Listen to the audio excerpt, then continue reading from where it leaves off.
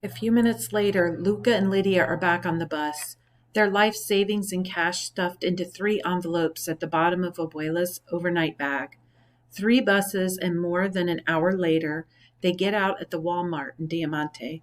They buy a backpack for Luca, 2 packets of underwear, 2 pairs of jeans, 2 packets of 3 plain white t-shirts, socks, 2 hooded sweatshirts, 2 warm jackets, 2 more toothbrushes, disposable wipes, Band-Aids, sunscreen, Blistex, a first aid kit, 2 canteens, 2 flashlights, some batteries, and a map of Mexico. Lydia takes a long time selecting a machete at the counter in the home goods department, eventually choosing a small one with a retractable blade and a tidy black holster she can strap to her leg. It's not a gun, but it's better than nothing. They pay in cash and then walk beneath the highway overpass toward the beach hotels. Luca wearing Poppy's baseball cap and Lydia not touching her gold necklace. She watches everyone as they walk, other pedestrians, drivers in passing cars, even skinny boys on their skateboards, because she knows halcones are everywhere. They hurry on. Lydia chooses the Hotel Duquesa Imperial because of its size. It's big enough to provide a measure of anonymity, but not new enough to attract much in the way of trendy social attention. She requests a room facing the street and pays again in cash. And now I just need a credit card on file for incidentals, the desk clerk says as he tucks 2 card keys into a paper sleeve. Lydia looks at the keys and considers snatching them, bolting for the elevator. Then she opens the overnight bag and pretends to rummage for her credit card. Shoot, I must have left it in the car, she says. How much is the hold? 4,000 pesos. He gives her a clinical smile. Fully refundable, of course. Of course, Lydia says. She props the overnight bag up on her knee and flips open one of the envelopes. She withdraws the 4,000 pesos without taking the envelope out of the bag. Cash is okay? Oh, the clerk looks mildly alarmed and darts his eyes toward his manager, who's busy with another customer. Cash is fine, the manager says without looking up from his task. The clerk nods at Lydia, who presses the 4 pink bills into his hand. He puts them into an envelope and seals it. And your name, please. His black pen hovers over the front of the envelope. Lydia hesitates for a moment. Fermina Daza, she says, the first name that comes to mind. He hands her the room key. Enjoy your stay, Miss Daza. The ride in the elevator to the 10th floor feels like the longest minute and a half of Luca's life. His feet hurt, his back hurts, his neck hurts, and he still hasn't cried. A family gets on at the 4th floor and then realizes the elevator is going up, so they get off again. The parents are laughing with each other, holding hands while their kids bicker. The boy looks at Luca and sticks his tongue out as the elevator doors close. Luca knows by instinct, and by Mommy's subtle cues, that he must behave as if everything's normal, and he's managed that behemoth task so far. But there's an elegant older woman in the elevator too, and she's admiring Mommy's quilted gold shoes, Abuela's shoes. Luca blinks rapidly. How beautiful your shoes. So unusual, the woman says, touching Lydia lightly on the arm. Where did you buy them? Lydia looks down at her feet instead of turning to engage with the woman. Oh, I don't remember, she says. They're so old. And then she stabs the 10 button repeatedly with her finger, which doesn't speed up the elevator, but does have the intended effect of silencing any further attempts at conversation. The woman gets off on the 6th floor, and after she does so, Mommy hits numbers 14, 18, and 19 as well. They get off at 10 and walk 3 flights down to the 7th floor. A surprising thing happens to Luca after Mommy finally opens the door of their hotel room with her card key, after she looks both ways up and down the carpeted corridor and ushers him quickly inside, after she deadbolts and chain locks the door, dragging the desk chair across the tiled floor and wedging it beneath the doorknob. The surprising thing that happens to him is nothing. The cloudburst of anguish he's been struggling against does not come. Neither does it go. It remains there, pent up like a held breath, hovering just on the periphery of his mind. He has the sense that, were he to turn his head, were he to poke at the globular nightmare ever so gently with his finger, it would unleash a torrent so colossal he would be swept away forever. Luca takes care to hold himself quite still. Then he kicks off his shoes and climbs up on the edge of the lone bed. A towel has been placed there, folded into the shape of a swan, which Luca takes by the long neck and thrashes to the floor. He clutches the remote control like it's a life preserver and clicks the television on. Mommy moves their Walmart bags, backpacks, and Abuela's overnight bag to the small table and dumps everything out. She begins removing tags, organizing items into piles, and then quite suddenly she sits down hard in one of the chairs and doesn't move for at least 10 minutes. Luca doesn't look at her. He glues his eyes to Nickelodeon, turns Henry Danger up loud. When at last she begins to move again, Mommy comes to him and kisses his forehead roughly. She crosses the room and slides open the door to the balcony. She doubts there's any amount of fresh air that could succeed in clearing her head, but she has to try. She leaves it open and steps outside. If there's one good thing about terror, Lydia now understands, it's that it's more immediate than grief. She knows that she will soon have to contend with what's happened. But for now, the possibility of what might still happen serves to anesthetize her from the worst of the anguish. She peers over the edge of the balcony and surveys the street below. She tells herself there's no one out there. She tells herself they are safe. Downstairs in the lobby, the front desk clerk excuses himself from his post and heads for the employee break room.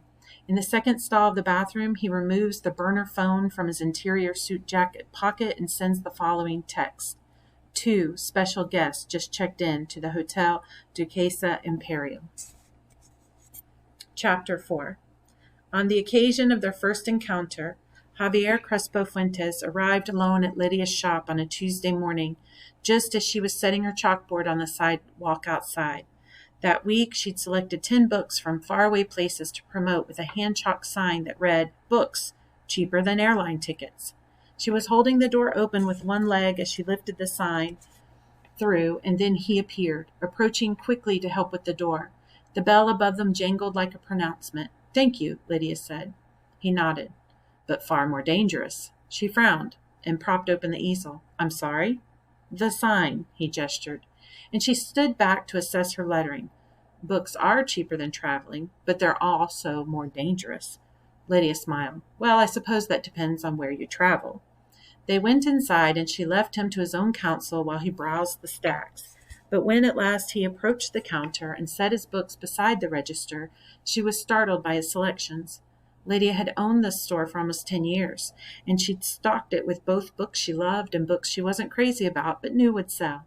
She also kept a healthy inventory of note cards, pens, calendars, toys, games, reading glasses, magnets, and keychains, and it was that kind of merchandise, along with the splashy bestsellers, that made her shop profitable. So it had long been a secret pleasure of Lydia's that, hidden among all the more popular goods, she was able to make a home for some of her best-loved secret treasures, gems that had blown open her mind and changed her life. Books that in some cases had never even been translated into Spanish, but that she stocked anyway. Not because she expected she'd ever sell them, but simply because it made her happy to know they were there. There were perhaps a dozen of these books, stashed away on their ever-changing shelves, enduring among a cast of evolving neighbors. Now and again, when a book moved her, when a book opened a previously undiscovered window in her mind and forever altered her perception of the world, she would add it to those secret ranks. Once in a great while, she'd even try to recommend one of those books to a customer. She did this only when the customer was someone she knew and liked, someone she trusted to appreciate the value of the treasure being offered. She was almost always disappointed. In the 10 years she'd been doing this, only twice had Lydia experienced the pleasure of a customer approaching her counter with one of those books in hand, unsolicited. Twice in 10 years, there'd been a wild spark of wonder in the shop when the bell above the door was like mistletoe, a possibility of something magical. So when Javier approached Lydia, she stood behind the register perusing catalogs. When she lifted his selections from the counter to ring them up, she was astonished to find not one, but 2 of her secret treasures among them. Heart, You Bully, You Punk by Leah Hager Cohen and The Whereabouts of Aeneas McNulty by Sebastian Barry. "Oh my God," Lydia whispered. "Is something wrong?" She looked up at him, realizing she hadn't actually looked at him yet, despite their cheerful banter earlier. He was fancily dressed for a Tuesday morning in dark blue trousers and a white guayabera, in an outfit more suitable for Sunday Mass than a regular workday, and his thick black hair was parted sharply and combed to one side in an old-fashioned style. The heavy, black plastic frames of his glasses were similarly outdated, so retro they were almost chic again. His eyes swam hugely behind the thick lenses, and his mustache quivered as she considered him. "These books," she said, "they're two of my favorites." It was an insufficient explanation, but all she could muster. "Mine too," the man across from her said. The mustache hitched ever so slightly with his hesitant smile. "You've read them before." She was holding "Heart, You Bully, You Punk" with both hands. "Well, only this one." He gestured to the one she was clutching. She looked down at its cover. "You read in English?" she asked. "In English." "I try, yes," he said.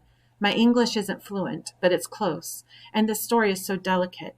I'm sure there were things I missed the first time around. I wanted to try again." "Yes," she smiled at him, feeling slightly crazy. She ignored this feeling and plowed recklessly ahead.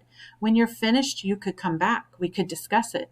"Oh," he nodded eagerly, "you have a book club here?" Her mouth opened slightly. "No," she laughed, "just me." "All the better." He smiled, and Lydia frowned, eager to preserve the sanctity of this moment. Was he flirting? Whenever a man's behavior was inscrutable, the answer was typically yes. She placed the book on the counter and her palm flat against its cover. He read the caution in her gesture and endeavored to correct himself. "I only meant because sometimes the experience of reading can be corrupted by too many opinions." He looked at the book beneath her hand. A remarkable book. Remarkable. She conceded a smile, lifting her scanner from its cradle and pointed it toward the book. When he returned the following Monday, he went directly to the counter. Even though Lydia was busy with another customer, he waited to one side, hands clasped in front of him, and when the customer left, they smiled broadly at each other. "Well," she said, "even more incredible the second time." "Yes," Lydia clapped her hands. One of the book's main characters had a condition where she couldn't prevent herself from jumping off high things. She didn't want to die, but she was constantly hurting herself because of this dangerous impulse. "I have the same condition," Javier confessed suddenly. "What? No." The condition was fictional. And yet Lydia had it too. Anytime she stood too close to the balcony railing at home, she had to dig her fingers in. She had to press her heels to the floor. She was afraid that one day she would leap over without thinking, without purpose. She would splatter on the pavement below, and the Acapulco traffic would screech and blare, swerving needlessly around her. The ambulance would be too late. Luca would be orphaned, and everyone would misinterpret the act as suicide. Lydia had run the scenario through her brain 1,000 times as an attempted antidote. I must not jump.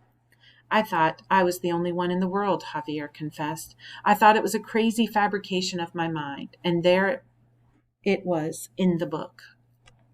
Lydia didn't realize her mouth was hanging open until she closed it. She sat back onto her stool with a bump. "But I thought I was the only one," she said. Javier straightened his body away from the counter. "You also?" Lydia nodded. "Well, my God," he said in English, and then he laughed. "We will start a support group." And then he stood there talking with her for so long that she eventually offered him a cup of coffee, which he accepted. She pulled a stool around to the far side of the counter so he could drink it in comfort. He was careful not to get foam on his mustache. They talked about literature and poetry and economics and politics and the music they both adored. And he stayed for nearly 2 hours until she began to worry that he'd be missed somewhere, but he waved his hand dismissively. "There's nothing out there more important than this." It was just as Lydia had always hoped life in her bookstore would be one day, in between the workaday drudgery of running a business, that she might entertain customers who were as lively and engaging as the books around them. "If I had 3 more customers like you, I'd be set for life," she said, taking her last sip of coffee. He placed a hand across his chest and bowed slightly. "I shall try to be enough." And then he said casually, softly, "If I had met you in a different life, I would ask you to marry me." Lydia stood abruptly from her stool and shook her head. "I'm sorry," Javier said. "I didn't mean to make you uncomfortable." She gathered the cups in silence. The treachery wasn't in receiving his confession. The treachery was in her unspoken response. In a different life, she might have said yes. "I should get back to work," she said instead. "I have to place an order this afternoon. I have to prepare some parcels for the mail." He took 7 new books with him that day, 3 of which were Lydia's recommendations.